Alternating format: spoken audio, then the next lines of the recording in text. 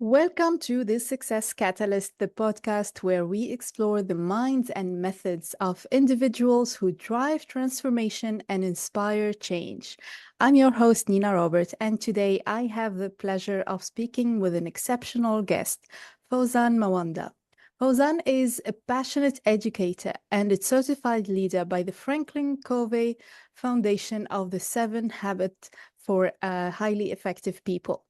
With a wealth of experience in working with both teachers and children across primary educational levels, Fauzan has demonstrated a deep commitment to professional ethics and educational excellence.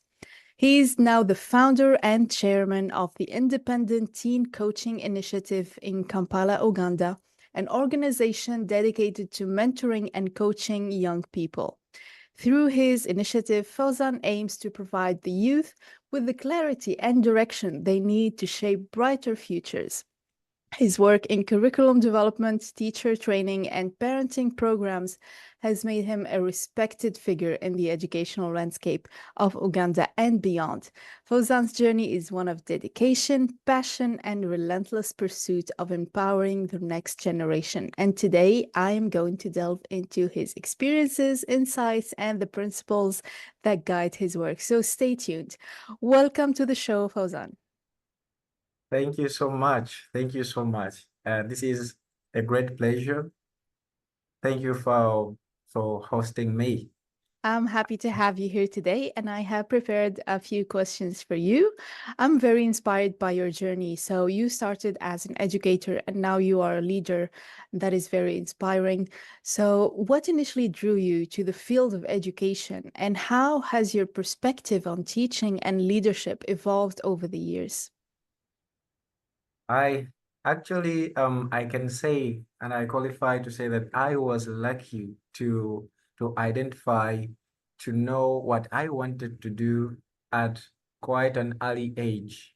Mm-hmm. Um, Taking you a bit back in time, I was in grade four, primary four, that's grade four. I was this kind of a child who's always close to teachers, who's in good relationship with them, helping them out with small things. And one time I was helping my teacher with putting some notes on the board. It was an exercise, an English exercise. So this teacher looks at me for a while and he says, you will grow up to become a teacher. Oh, I actually didn't know why he said it, and actually the rest of the class laughed because a teacher doesn't make a lot of money, and we always have this perspective that we grow up to have a brighter future so we can be rich.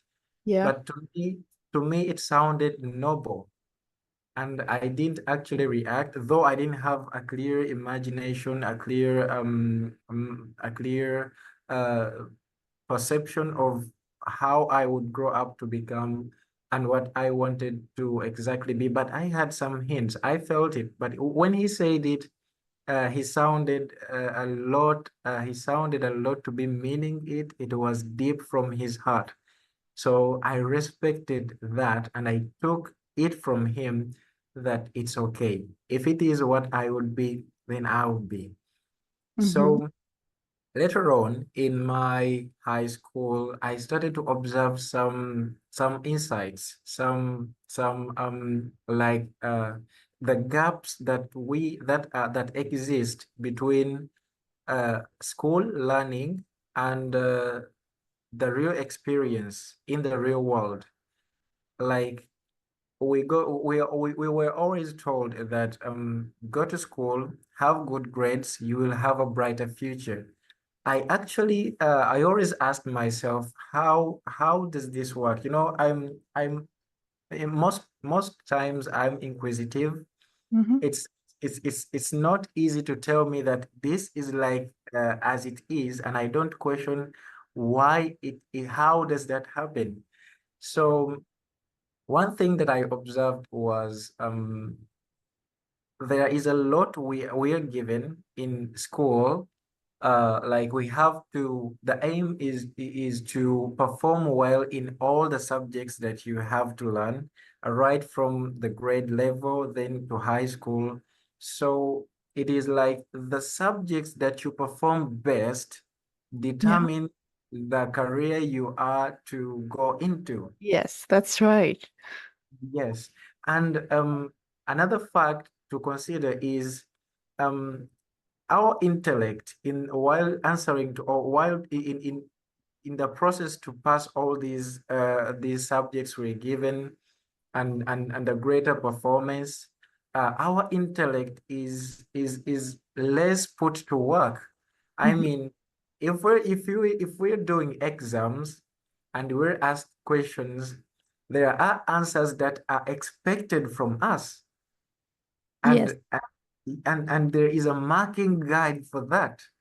So you don't have to, you're not expected to go into another kind of line that you're not expected to be in.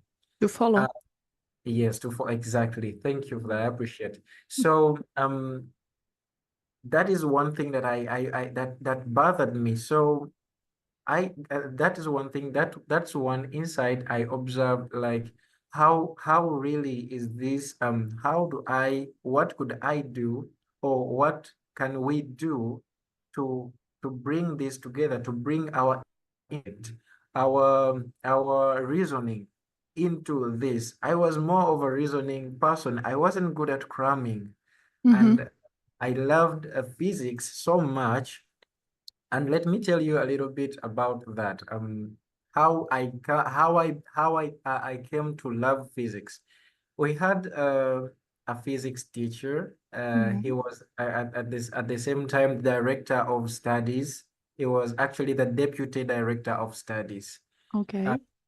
I remember him so well. He was called Mr. Badru, Mr. Lubega Badru. He is now the head teacher he's now the head teacher at my former high school. He made this statement, and he told us one time when we were heading for exams, the end of year exams. I don't actually remember the year, but maybe that was year 2 or 3 in high school. He made this statement and he told us, your parents bring you here such that you can you perform well. Um, no, this is the way he made it. He said, your parents bring you to school because sooner or later you are going to have to look for money. Hmm. But it is easier to look for money using a pen than it is using your energy. So actually, he was defining the difference between white collar jobs and blue collar jobs. I think that was his point. I went on to consult him with more guidance, and later on he told us that sciences are more paying than arts. So go for sciences. Since a few people can manage to do sciences, that's why they are more paying than arts. And Hmm. these are the insights that I will never forget. So this curiosity made me to come closer to teachers, even those who were considered to be unapproachable, like they're strict and what. But to me, I had to do it. It was easy for me because I had this question behind me. Eventually, to cut the long story short, I started to learn about myself. I learned one thing, that I'm a quick learner and I'm good at understanding. I'm good when it comes to understanding facts. I need explanations how things happen than just cramming. That's where I found a challenge in mathematics, where mathematics has equations. So you have to, Abstract. Yeah. yeah, It's it more is. abstract, so it doesn't really make sense to you. You need to see the full picture, understand the context of why we're doing what we're doing. Yes. Okay. Uh, However, I persevered and I did well in math because I knew I Okay. had, even if I didn't do well with it, but I had to not to fail. It was my objective to perform well in all the subjects. I struggled and I performed well. So briefly, the most thing I did when I was throughout my high school, and I observed from the teachers that I considered to be best to me. You know, there's some there a teacher can be the best to a particular student and not the best to another. Mm-hmm. So I also had the teachers that I consider to be the best to me. I learned from them. I observed from them every single detail about them. How do they conduct themselves? How do they speak? How do they dress? And that's how I eventually fell in love with the process of learning. And I was again learning from my fellow students. How do they behave and how do the teachers handle us? How do the best among the teachers get the best from my fellow students, from us? So it was really an amazing, it was an adventure to me. And as I was learning, it wasn't only about passing, getting good grades, but it was more to learn. It was more to learning from the education process, the whole process of learning and teaching. Um, Briefly, when I finished high school, when I graduated, I decided to go and start teaching as a Mm-hmm. prof as a career. I had made it in my mind. I wanted to become a teacher. I wanted to still keep in the education field. I passed the interview. I joined a certain lower primary school. It was a primary school, but I joined the lower section and I learned a lot of insights from there. I kept on learning. I dedicated my first years in the field to be learning more about it because I wasn't good to do with the theories. I was more practical. Okay. That's what I wanted. So I observed the learners, I observed the teachers, how do they do the lesson planning, the scheming of the work and everything. And that is how I entered the field. And eventually I built my experience from there. Very inspiring story. Thank you so much for sharing this with us, Fauzan. Yeah, Now you are certified by the Franklin Covey Foundation for the 7 habits of highly effective people. I love talking about habits and I love talking about effective people and success. So, great. can you summarize what these 7 habits are for people who don't know them? We have listeners who are really interested in success. This is the Success Catalyst, so it's all about sharing tips, and maybe effective habits are one of the tips that you can share with us today. So tell us more. I love this. I'm really going to love this. I will never forget this moment for the rest Oh, of my life. Okay, a little bit. Let me give a small hint, a little bit of a hint of how I came to know about the 7 habits because I didn't know actually. One of the schools, as like I said, I dedicated myself to be a learner, to learn more. But so I always had this fire burning inside me, and I was eager to learn. So the next school I joined after the previous school, they called me, they told me there is an opportunity here to work. When I went there in the interview, they asked me some questions and they asked me, why did you leave your previous school? Because they were paying you almost the same money we are going to be paying you. And I told them, I am competing with myself. I'm passionate to growth. So I want to see myself grow every day. So this is a chance for me to learn, to hmm grow, hmm and to change the environment. It really impressed them and they hired me. And of course, it is and still an amazing school. They had a lot of facilities. They had a lot of great resources. One of them, among them, is the leadership program, Leader in Me, and it is the program through which they teach the 7 habits of highly effective people. to teachers and learners, and it is supposed to even include the parents. So, and that is it was through that program is organized by Franklin Covey Foundation. So this is how I got introduced to the 7 habits. And the person who introduced the 7 habits was amazing. She What I can say is that she awakened the part of me that had started to a little bit to forget or to lose with my purpose and mission and vision. I actually only had one idea about me, was that I had a purpose.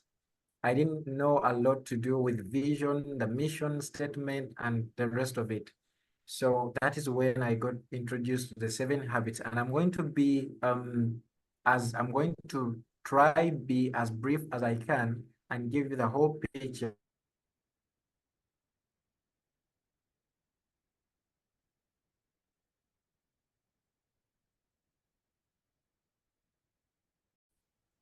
So the 7 habits are organized in a way that they specifically deal with growth.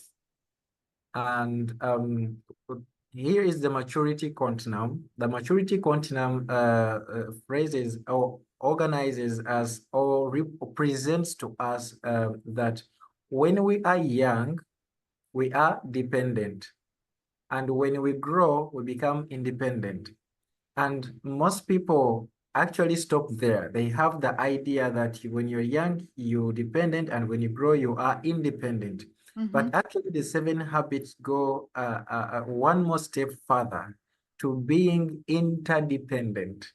Okay. So yes, that actually amazed me.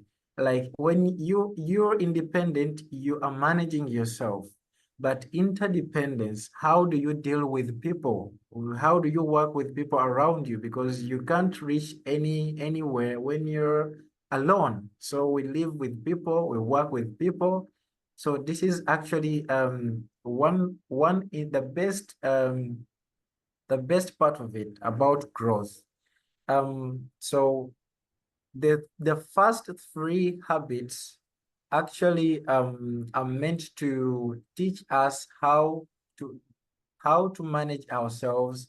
The first habit, which is begin with the end in mind, that is to start everything that you do, maybe a day or a project, with an end in mind, with a clear vision of where you want to go. Okay. And habit 2, that is put first things first. Actually, when you Priorities. yes, put first things first, where you have to manage time. It's a habit of time management. And third habit is, can you pause a little bit? Yeah. All right. And so the whole image of the 7 habits that can grow you from being independent to interdependent, so you can work more, you work better with people, are: number 1, be proactive. This is briefly to take initiative in everything that you want. You take initiative. Look at you. You take full charge and responsibility over your life and everything. The second habit is begin with the end in mind, have a clear vision and a purpose and a mission statement. And the third habit is put first things first, manage time. It's all about not wasting time. The fourth habit is think win-win. Think win-win. This is now transforming you. Once you master the 3 habits, you are mastering yourself. Now then we're going into a transformation from being you now to from being independent to being interdependent. So you need to work with people. So always have the mindset of abundance. There is a lot for everyone. We can work together and thrive all together. The fifth habit is Seek first to understand, then to be understood. I think that's communication. It deals with communication. In most of the times, we find ourselves in being more in need and the urge to communicate, to talk, to give instructions. Yet we've not yet taken time to understand the person we are communicating to, what is their perspective. So seek first to understand, then to be understood. And the sixth habit is synergize. Synergize is to work together. We can work together and achieve. So it is teamwork. And the most important habit of all is the seventh habit, which is sharpen the saw. So Oh, sharpen the saw means to take good care of yourself. Overused. We overuse our body, our mind, our soul, and our heart. We don't get time for ourselves. So take time to rest so you can continue with working with people or anything that you're doing after you have renewed yourself. So it's a habit of self-renewal. I love these. I love these habits. And yeah, now that you're talking, I'm thinking, yeah, I kind of developed these habits without knowing it because it's all trial and error. But I guess it's a great thing to be taught these habits before you probably before you start your career, or if you want to learn or to evolve to a better position, start a business, whatever you want to do, you need these habits to become more effective. And as you said, that's very important. It's all about not wasting time. We tend to waste so much time during our days doing passive things, not really investing this time into growing, into achieving more. So thank you for sharing these habits with us. Talk about more your experience in teaching. You've worked extensively with both lower and upper primary levels. So, what are some key differences that you've observed in teaching and mentoring your young versus older children, and how do you adapt your methods accordingly? All children at all stages are developing, but these ones are developing faster. Hmm.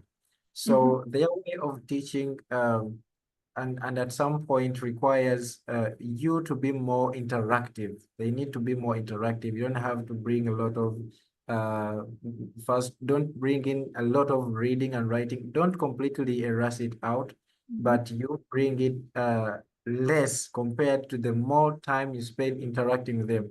These Okay. learners are visual learners, auditory learners, and most importantly, they are kinesthetic.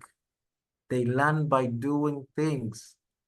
And when we look at children in upper primary, these ones the best way to teach them, they need more of coaching, whereby you get them involved. The best method to use there is learner-centered method. Yet with lower primary children, you can direct, you tell them what to do, everything they are learning from you. So it is Okay. a full-time job with lower primary children because you have to be the person, you have to be the picture of what they are saying. They see what you do, they hear what you say, and they do what you have done by getting themselves involved, trying it out. That's why they're kinesthetic. Yet with all the children, you can tell them about, you can give them a fact and explain to them why it's like that. So that is the major difference. These ones mentor, direct, Mhm. and with older ones, uh, let them lead. Pass on the leadership torch to them. Let them initiate and get them involved in the whole process of their learning. You know, that's very interesting, especially for me, because I teach a lot about the subconscious mind and how at a young age we are like fully subconscious. It's like we don't really have a consciousness evolved enough for us to reason and to use our mental faculties and to perceive things and to decide for ourselves. So we're like maybe more passive. So we're mimicking what's in front of us. We're mimicking the parent, the teacher, the mentor, whoever is in front of us. We are listening to what they're saying. We can see what they're doing, and we'll end up mimicking what they're doing. But as we evolve, as we grow, we develop a consciousness, we develop mental habits, we develop certain traits of character. So we are able to make decisions, but we still need instructions. We're still in school, we still have a mentor, but this mentor would not um, we don't have to mimic exactly what they're doing anymore. Now we have our own character, we have our own habits, we maybe have our own ways to go around and do things, but we still need instructions. And these instructions are more of guidelines rather than this is exactly how to do things and you do exactly how I'm doing. Is that right? Did I get it right? That's exactly it. Okay. Yes. Very cool, very cool. Now I want to talk about mentorship. I know mentorship plays a crucial role in shaping young minds. So, can you tell us more about the importance of mentorship that you've seen probably for teenagers and how your organization approaches this responsibility? All right. Mentorship is like you have said, plays a vital role in the growth of any person, especially and I believe to me the most strategic age, the most strategic time for mentorship is the transformational age, where Mm, this child is transforming from being a child to becoming an adult. So reflecting back to me, when you reflect to my story, I had mentors, even though we didn't get into a bit of agreement that, you know, you're going to be my mentor. It was automatic. I learned from the teachers that taught me. I learned how they conduct themselves the best. I chose my mentors, and it has really done a great job for my growth and my journey to where I am today. How do we approach mentorship at ITCI, Independent Teen Coaching Initiative? Right now, we're conducting one-on-one sessions for both pre and teenagers. Uh, like I said, that the most strategic time that anybody would need a mentor is the transformational age. And we're also planning we're also planning to organize holiday seminars where we have these teens all meet up together, and we have leadership sessions. We bring to discuss and bring out the best of their abilities. We get out we touch the challenges they are having. Maybe some getting challenges with public speaking, uh, to deal with confidence and other issues in that line. Yes, so that's the arrangement, one-on-one coaching sessions and the holiday seminars. In your opinion, Fauzan, what are the most critical skills or mindsets that young people need to develop today to thrive in the future? And how does your initiative help them cultivate these skills? Wow, that's a great question. Um, Reflecting to me and our arrangement, where we focus, and that's exactly where we focus, is leadership skills. Today, children, young people, and even adults really need leadership skills uh, to know, so that they can be able to know how to use their mindset, how to use their the part to sorry how to work on their paradigms. You know, it all starts with the mind. What you have in the mind has a lot to do with your actions. Your mind, your thoughts become your actions, and your actions eventually bring you the results. Mhm. So leadership skills are the best skills that anybody needs to acquire, and that's where we are focusing. Um, Laying strategies, having the sense of a vision and purpose, so that you can commit to that. You can't commit to achieving a certain a certain project, when you don't know, when you don't have a clear vision and what exactly the result you want from it. So I conclude by saying leadership skills. And that is where exactly we are looking. We have designed a course, and it works for all, for parents and children, and also available for teachers. We just alternate a little bit to fit Mhm. the audience. Okay. And yes, and it's a leadership course to unlock your potential and as an individual. I will make sure to add your social media links in the description of the episode so that people can interact with you. I'm pretty sure what you're doing is so needed in this time because we need leadership and to develop mindset skills more than ever in young people. So I really appreciate what you're doing, and I want to know more about your plans for the future, your goals. So, what are your future plans for Independent Teen Coaching Initiative? And how do you envision the organization growing and evolving in the coming years? Thank you so much.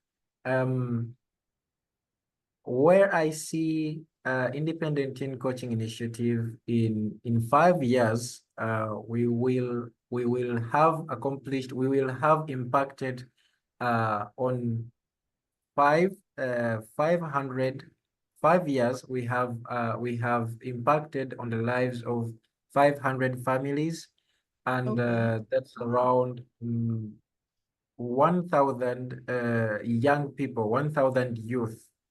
And uh, in 10 years, I see uh, ITCI having headquarters where we have a supplementary school uh, for every young for every young person to come and acquire leadership skills, exploit the to the fullest of their abilities. And I see us having grounds for athletics, for sports, and I see us having sort of a hall or a theater where we'll be practicing speech, public speaking. I see a lot of facilities uh, at our headquarters. So that is my aim. That's what I'm aiming right now. In within 10 years, maybe I'm not going to achieve it next year or 3 years, but in 10 years, that's where I see us heading. I love these goals. And yes, I totally agree. We do have to dream big, and the goal has to be scary in some way. If it doesn't scare you, you're probably not setting the right goal for you. So it's scary, but in an exciting way. And this is an amazing way to conclude this amazing episode with you, Fauzan. Thank you so much for being an amazing guest today in the Success Catalyst podcast. And as I was saying, I'll make sure to add all your links in the description of the episode so our listeners can reach out to you. Thank you again for being my guest today. I hope to talk to you soon. And thank you to all our listeners. We'll see you again in the next episode.